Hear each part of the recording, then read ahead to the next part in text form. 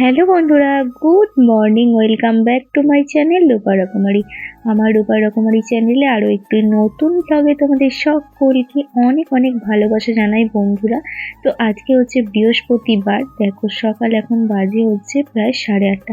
এখন থেকে আমি আমার ব্লগটা স্টার্ট করছি। কাজকর্ম মোটামুটি কমপ্লিট হয়ে গেছে। দেখো এখন বসিয়ে দিয়েছি চা। বেশিরভাগ দিন এখন সকালবেলা আমাদের চাই খাওয়া হয়। দুধ চাটা খুব রেয়ার খাওয়া হয় আর কি।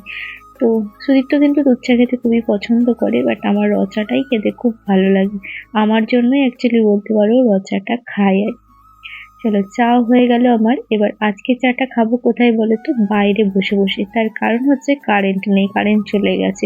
আর কারেন্ট না থাকলে আমাদের ঘরগুলো একদম অন্ধকার অন্ধকার লাগে, সেই জন্য ভালো লাগে না। তো চলো এখন চাটা নিয়ে চলে যাব সোজা বাইরে। দেখো বাইরে একটা মাদুর পেতে নিয়েছি, দিয়ে বসে গেছি চা খেতে। সারাদিনে কাজকর্মের শুরুর আগে এই টাইমটা হচ্ছে আমাদের কাছে একটা বেস্ট টাইম কাটানো আর কি। এক কাপ চাই আমি, তোমাকে চাই, এটাই আর কি। তো চলো সুদীপ্ত দেখো মামাকে ব্রাশ করিয়ে দিচ্ছে, কারণ মামা ব্রাশ করতে পারে বাট ঠিক মতন পারে না। সে একটুখানি করে, তারপরেরটা আমরাই করিয়ে দিই, হয় আমি করে নাহলে ও করাই। তো আজকে ও যেহেতু বাড়িতে রয়েছে সেজন্য ওই করিয়ে দিচ্ছে। ওর আজকে মর্নিং ডিউটি নেই, ও আজকে 4টে-12টা ডিউটি রয়েছে। চলো চাটা এখন খেয়ে নিই। প্রথমে চাটা আমি নিয়ে এলাম বিস্কুট দিয়ে। তারপরে দেখো কালকে রুটি ছিল দুটো, তো সেটাই আনতে ভুলে গেছিলাম। তারপর রুটিগুলো একটুখানি সেঁকে নিয়ে চলে এলাম। তো চলো চা দিয়ে রুটি খেতে না দারুণ লাগে জানো তো। আর আমার বাসি জিনিস খেতে ভীষণ ভালো লাগে। চাটা খাওয়া কমপ্লিট করে চলে এলাম সোজা আনাজ কাটতে। দেখো এখন কেটে নিচ্ছি আলু, কারণ মুড়ি খাওয়া তরকারি হবে, তো আলুটাই প্রথমেই লাগবে। তারপর এক এক করে যা যা রান্না করব সব কেটে কুটে রেডি করে নেব। 8খানা বাঁধাকপি নিয়েছিলাম কিট্টো সোনার জন্য। কিট্টো সোনার পিছনের পাতাগুলো অনেক কটাই খেয়েছে। তারপরে ভাবলাম আরে এইটুকু কপিটা রেখে দিয়ে বা কি হবে, তো আজকে একটু বাঁধাকপির তরকারি করে নিই। আর এই শীতকালে 2 কপি, ফুলকপি আর বাঁধাকপি, এই দুটো কপির তরকারি নিরামিষ আমিষ সব রকমভাবেই রান্না করা যায়, বাট আজকে আমি পুরোটাই করব নিরামিষ। বাঁধাকপি আর ফুলকপির তরকারিটা আমার না নিরামিষ খেতেই বেশি ভালো লাগে। আমিষ করলে করাই যায়, বাট যখন সয়াবিন দিয়ে আলু দিয়ে রান্না করি ফুলকপির তরকারিটা, তখন কিন্তু একটু আমিষ করলেও ভালো লাগে খেতে। তো বাঁধাকপির তরকারিটা একদম আমিষ করলে আমার ভালো লাগে না, নিরামিষ খুব ভালো লাগে। যাই হোক, সবজিগুলো কেটে সমস্ত ধুয়ে রেডি করে নিলাম। এবার গ্যাসটাকে একটু মুছে নিলাম। তারপর দেখো কড়াই বসিয়ে দিয়ে দিচ্ছি তেল। আর তোমাদেরকে কি দেখালাম বলো তো? তেলের বোতলের ছিপিটা একটুখানি ফুটো করে দিচ্ছি, তাহলে আমার তেলটা কড়াইয়ে ঢালতে সুবিধা হয় আর কি। আর এই ছোট্ট ম্যাজিকটা আমার মায়ের কাছ থেকে শেখা। অনেক কিছুই মায়ের কাছ থেকে শিখেছি যদিও, মায়ের এই জিনিসটা আমার খুব ভালো লাগতো, যে তেলের বোতল থেকে ছিপি খুলে কেন বারবার তেল দেবো, তো থেকে ছিপিটা একটু ফুটো করে দিলে ঝালমুড়িতে যেমন দেয় তোমরা দেখেছো তো, সেরকম ভাবে তেলটা দেওয়া যাবে আর কি। তো চলো আলুটা বসিয়ে দিয়ে চলে গেলাম মামাকে পড়াতে। আর যেহেতু কারেন্ট নেই, ঘরে আলো নেই, সেই জন্য বললাম চল বাবা ওখানে গাড়িগুলো পেটি করছে, ওখানেই বসবি, চল ওখানে একটু তোকে পড়াবো। তো দেখো বসে গেছে। প্রথমে বাবাই পড়াচ্ছিল, আমি তখন আলুর তরকারিটা বসাচ্ছিলাম। আর মামাম না বাবার কাছে একদম পড়তে চায় না, ও চায় মামামের কাছে পড়বো। সত্যি কথা বন্ধুরা, যেদিন থেকে ব্লগিং আমি স্টার্ট করেছি সেদিন থেকে আমি সংসারের কাজগুলোকে সমস্তটা গুছিয়ে করতে শিখেছি। কেন বলো তো? সুন্দর করে কাজ করলে সব কিছুটাই সুন্দর হবে। কিভাবে সুন্দর করে সংসারটাকে গুছিয়ে রাখতে হয়, বা আরো কি করলে সংসারটা আরো সুন্দর হয়ে থাকবে, এই জিনিসগুলো সব আমি কিন্তু ব্লগিং এর জন্যই আস্তে আস্তে শিখতে পেরেছি। আর এটার জন্য স্পেশালি থ্যাংক ইউ জানাবো ইউটিউবকে, কারণ ইউটিউব এমন একটা প্ল্যাটফর্ম যেখানে আমাদের দৈনন্দিন জীবনযাত্রাকে আরো সুন্দরভাবে গুছিয়ে তুলে ধরার জায়গা করে দিয়েছে। তো ভীষণ ভীষণ ভালোবাসি আমি ব্লগিং করতে। তোমাদের সাথে কথা বলতে বলতে মামাকে পড়ানো হয়ে গেল। এবার দেখো চলে এলাম রান্নার দিকে। তো চলো এবার ডালটা আমি একটুখানি সিটি বসিয়ে দেবো। মুগের ডাল তো একটুখানি সিটি মেরে নিই, তাহলে তাড়াতাড়ি হয়ে যায় আর কি। তো চলো ডালটাকে ধুয়ে আমি প্রেসার কুকারে দিয়ে দিলাম। একটুখানি তেল দিয়ে দেবো এর সাথে।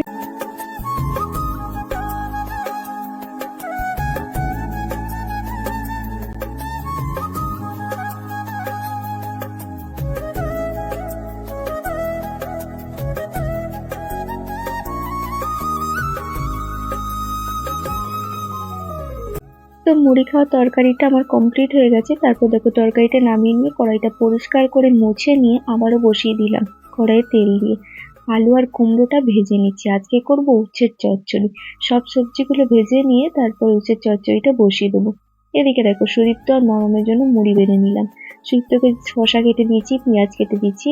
আজকে ওর না বলার আগেই আমি পেঁয়াজটা কেটে দিয়েছি, কারণ ও কাঁচা পেঁয়াজটা খেতে শুধু ও নয়, আমিও একটু ভালোবাসি। তো যাই হোক, ওকে মুড়িটা দিয়ে দিলাম। তো চলো, এখানে দেখো মিঠাই কি সুন্দর খেলা করছে।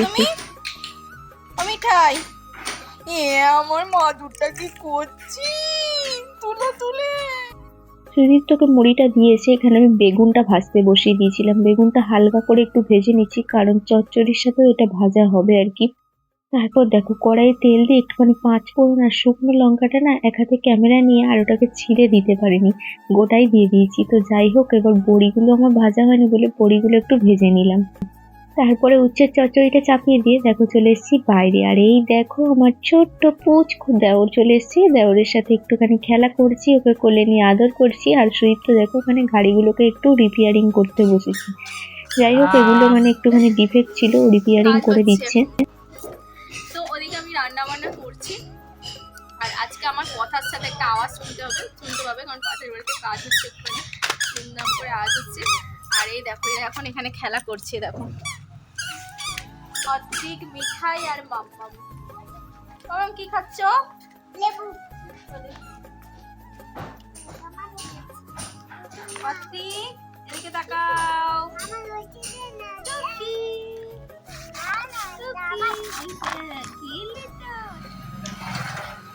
তো দেখো বন্ধুরা, রান্না বান্না কমপ্লিট করে, সমস্ত কাজকর্ম কমপ্লিট করে, বাসন টাসন ধুয়ে স্নান করেছে, দেখো রোদটাই বসে বসে এখন একটুখানি এডিটিং করছিলাম। তো এখন বাজে হচ্ছে পুরো 2:15। তো চলো এখন এবার লাঞ্চটা করে নিই। সুদীপ্ত স্নান হয়ে গেছে, আর মামামকে স্নান করিয়ে আগে খাইয়ে দিয়েছিলাম, জানো তো। চলো কি কি রান্না বান্না করেছে সেগুলো একটু তোমাদের সাথে শেয়ার করি, চলো। এই দেখো এখানে করেছিলাম বাঁধাকপির তরকারি, এই দেখো কালারটা দেখেছো কত সুন্দর হয়েছে। এখানে করেছিলাম হচ্ছে উচ্ছের চচ্চড়ি, দেখো পাতে নিয়ে নেওয়া হয়েছে, ভাতও বাড়া হয়ে গেছে। সুদীপ্তই ভাতটা বাড়লো, এই দেখো ও খেতে শুরু করে দিয়েছে। তো চলো আমিও বসে পড়ি খেয়ে নিই। আর তার সাথে এখানে করেছিলাম হচ্ছে মুগের ডাল, এই দেখো। তো এই হচ্ছে আজকে আমাদের লাঞ্চের মেনু, চলো লাঞ্চটা করে নিই। একদম সন্ধ্যাবেলা তোমাদের সাথে দেখা হচ্ছে। দেখো মুড়ি মাখাচ্ছি, আমি আর মাম্মাম মুড়ি খাবো। তো ওই বেলা একটুখানি আলুর তরকারি ছিল, আর একটুখানি চানাচুর নিয়ে নিয়েছি, দিয়ে দেখো মুড়ি মেখে নিয়ে আমি আর মাম্মাম খেতে বসেছি। দুপুরবেলা শুয়ে রেস্ট নিয়েছিলাম, চুলটা আঁচড়ানোরও সময় পাইনি। গুড ইভিনিং সবাইকে। আর সন্ধ্যাবেলা না এরকম আলুর তরকারি, চানাচুর, পেঁয়াজ, কাঁচা লঙ্কা এগুলো দিয়ে মেখে না মুড়ি খেতে দারুণ লাগে দেখতে। আর এই দেখো মামাম বসেছে। যাই হোক, মামামের জন্য আমি এখন কাঁচা লঙ্কাটাও মুড়িতে মেখে খেতে পারি না, ওর ঝাল লেগে যাবে সেই জন্য আর কি। তো চলো মুড়িটা খেয়ে নিই। বন্ধুরা, শুয়েছিলাম এতক্ষণ, চুল টুল পর্যন্ত আঁচড়ায়নি, কি অবস্থা দেখো মাথাটা। তো শুয়ে রেস্ট নিচ্ছিলাম, তারপরে ব্লগটা এডিটিং করলাম, আপলোড করলাম, প্রিমিয়ার দিলাম, হয়ে গেল। এখন এবার মাঝখানে উঠে একবার সন্ধ্যা দিয়েছি শুধু। তো এখন এবার একটুখানি মাম্মাম ঘুমোচ্ছিল, এই মাত্র উঠলো, ওকে দেখো ও আর আমি দুজনে মিলে এখন মুড়ি খেয়ে নিচ্ছি। আর আমার রাত্রে ডিনার বানানো কমপ্লিট হয়ে গেছে, কারণ সুদীপ্তকে টিফিন বানিয়ে দিয়েছিলাম রুটি, তো ওটাই একেবারে রাত্রি বন্ধ করে নিয়েছি। কতবার করে করবো, তাই না, শীতকালের দিন যত কাজে এগিয়ে রাখবে ততই ভালো। তো করে নিয়েছি, তো সেগুলো হচ্ছে রয়েছে, আর তার সাথে একটুখানি আলু ভাজা করবো, ব্যাস তাহলেই হয়ে যাবে রাত্রির ডিনার ডান। তো চলো সাথে দেখো। আর আজকের ব্লগটা না বেশি বাড়াবো না, শেষ করে দেবো। জানি না কতটা হয়েছে, সারাদিন কি করেছি না করেছি। যাই হোক, ডিনার কমপ্লিট করে তারপরে একবারে শেষ করব। চলো এখন হচ্ছে একটু মুড়ি খাইয়ে পড়াতে বসাবো। এই বেলার দিকে কিছু কাজ থাকে না বলে একদম ডিনারে খাবার সময় তোমাদের সাথে দেখা হচ্ছে। দেখো সুদীপ্তর জন্য যে টিফিনটা বানাই, রুটিটা, সেটাই আমাদের রাত্রে ডিনারের জন্য একেবারে বানিয়ে নিই বেশি করে। দেখো নিয়ে নিচ্ছি কাঁচা ছোলা, তার সাথে রয়েছে আলু ভাজা আর রুটি। তো চলো মামামকে খাইয়ে দিচ্ছি, আমিও খেয়ে নেবো। তার সাথে সাথে আজকের ব্লগটাও শেষ করে দেবো। তো বন্ধুরা, আজকের ব্লগে যদি কোথাও কিছু তোমাদের ভালো লেগে থাকে, প্লিজ একটা লাইক করো, কমেন্ট করো, অবশ্যই সাবস্ক্রাইব করে আমার পাশে থেকো। তো চলো টাটা।